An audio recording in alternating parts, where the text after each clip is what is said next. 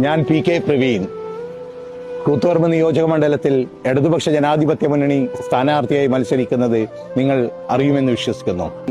ഞാൻ നാമനിർദ്ദേശക പത്രിക സമർപ്പിച്ചിരിക്കുകയാണ്. 2 തവണ പാനൂർ പഞ്ചായത്തിൽ മെമ്പറായും 1 തവണ പാനൂർ നഗരസഭയിൽ മെമ്പറുമായിരുന്നു. അന്ന് എൻ്റേതായ പ്രവർത്തനങ്ങൾ നടത്താൻ എനിക്ക് സാധിച്ചിട്ടുണ്ട്. അത് നിങ്ങൾ അംഗീകരിക്കുമെന്നാണ് ഞാൻ വിശ്വസിക്കുന്നത്. എന്നെ സംബന്ധിച്ചിടത്തോളം ഇപ്പോൾ പുതിയൊരു ചുമതല ഈ നിയോജക മണ്ഡലത്തിൽ ഇടതുപക്ഷ ജനാധിപത്യ മുന്നണി സ്ഥാനാർത്ഥിയായി പ്രഖ്യാപിച്ചിരിക്കുകയാണ്. ഇടതുപക്ഷ ജനാധിപത്യ മുന്നണിയുടെ സമാനതകളില്ലാത്ത വികസന ക്ഷേമ പ്രവർത്തനങ്ങൾ, അതിൻ്റെ പ്രതിഫലനം ഈ നിയോജക മണ്ഡലത്തിലും സംഭവിച്ചിട്ടുണ്ട്.